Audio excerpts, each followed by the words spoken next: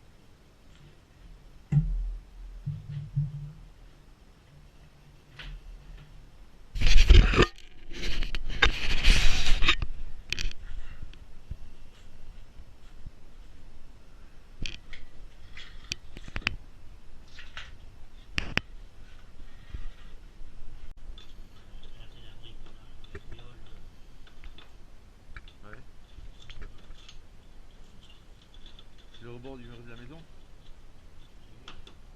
Oui, oui.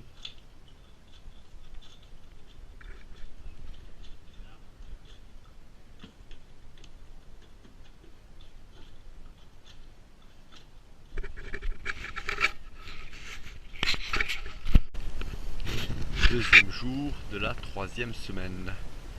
Voilà, donc là, le coffrage du maintien du mur sur la partie couchage. Ici, le mur est terminé. Nous avons monté le chevron qui va soutenir tout ça, le plancher. Donc là, ici, on montera la structure bois et les 2 rangées de briques, de tuiles, pardon, qui vont dépasser ici. Ça, c'est pour la partie extérieure. À l'intérieur, j'ai donc mis les gaines en attente. Donc toutes les gaines qui vont desservir la partie basse, salle de bain, cuisine, radiateur, volet roulant. Ici, là-haut, la gaine qui descend va desservir l'interrupteur général, et dans le coffrage au fond il y aura un circuit qui alimentera donc des prises. Il me reste à placer ici donc le circuit qui va alimenter l'éclairage ici, donc un éclairage là, un là, un là-bas de l'autre côté. Voilà, donc ça c'est bien avancé. Demain je ferai la partie alimentation électrique du couchage, et nous avons surtout ici fait l'évacuation pour les toilettes. Voilà, donc l'évacuation des toilettes c'est très compliqué parce qu'en dessous il y a entre la dalle et le double plafond de la pièce du dessous beaucoup de choses à éviter. En dessous, nous avons donc fait déboucher l'évacuation des toilettes ici sur le côté de la maison, qui va courir ici. Voilà, qui va courir ici le long du mur, alors, dans un coffrage technique, et après il y aura le gros chantier de trouer et de se raccorder au tout à l'égout qui passe ici tout le long. Voilà, avec des regards de tout à l'égout qui sont là, qui sont tous les 5-6 mètres à peu près, et on ira se raccorder en dessous. Donc quand cette partie là sera passée, ce sera déjà une grosse étape. Voilà, une grosse matinée de travail avant un long week-end. Donc on a passé tout le câblage électrique dans toutes les gaines, avec les va-et-vient, et partout, tout est en attente. Il y a simplement que les branchements de volets roulants qui sont restés en stand-by, et voilà, ici aussi tout est en attente. Il n'y aura plus qu'à brancher quand le plaquage des murs sera fait, et nous avons donc aussi approvisionné toutes les structures bois dont on aura besoin pour fermer le point couchage. Et en bas ici, j'ai sorti toutes les tuiles que j'avais en réserve, ainsi que les briques qui vont nous permettre de faire des économies sur le rebouchage des trous, des poutres que nous avions laissé en ouverture là, et la rangée de tuiles en extérieur. Et voilà, fin de la 3e semaine.